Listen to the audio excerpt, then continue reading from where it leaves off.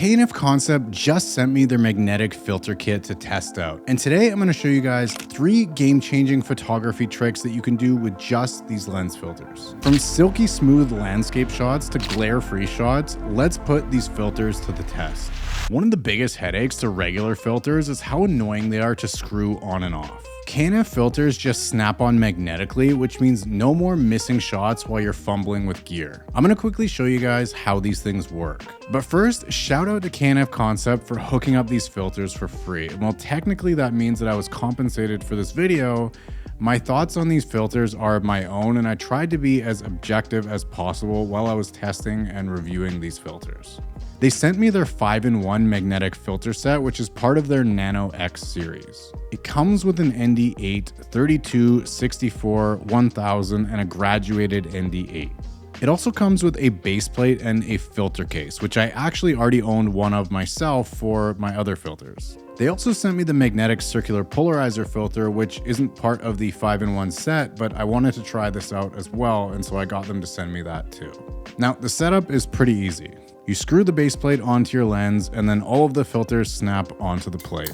As far as the strength of the magnets go, I've never owned a magnetic filter set before, so I don't really have anything to compare it to, but I didn't have any issues while I was using it of the filters coming on and off while I was putting my camera in and out of my bag.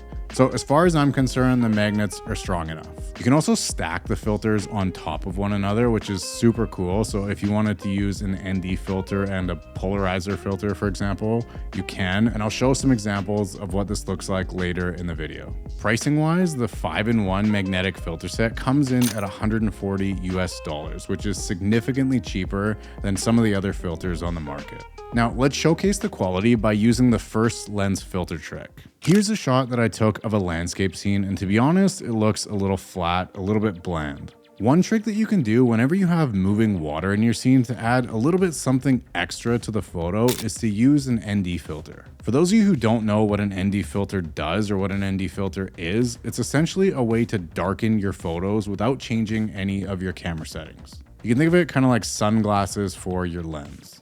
This allows you to slow down your shutter speed to capture motion, which is what you see here in the water and why it looks so smooth and silky. Normally, to get a proper exposure, you would need to shoot with a shutter speed much higher than this setting, but by using an ND filter, I could slow that right down. If I were to try to do that without using an ND filter, the image would just be overexposed. Trick number 2 is to use a GND or a graduated ND filter. What this does is pretty much the same as an ND filter. It darkens your image, but only on half of the image. It may not be obvious how this is useful, but it's one of the coolest filters that I've discovered recently, and I've been using it a ton since I got my hands on it. This is the K&F GND8 filter that came in the set, which is a 3-stop ND on half of the image. Sometimes when you're shooting in a high dynamic scene, or if you're shooting in the middle of the day, your sky is significantly brighter than the other things in your scene. If you expose for the sky, the rest of your image is going to be too dark. But if you expose for the rest of the image, your sky is going to be blown out. Using a GND allows you to expose the rest of the image properly while keeping the exposure of the sky in check. It's very similar to applying a linear gradient in Lightroom after the fact, but in my opinion, it's always a little better to try and get as much as possible done in camera as opposed to trying to fix things in post. I also just find that the GND just gives a smoother and a nicer gradient than you would get by just applying a gradient in Lightroom. Trick number 3 is to remove glare or reflections in your image by using a circular polarizer.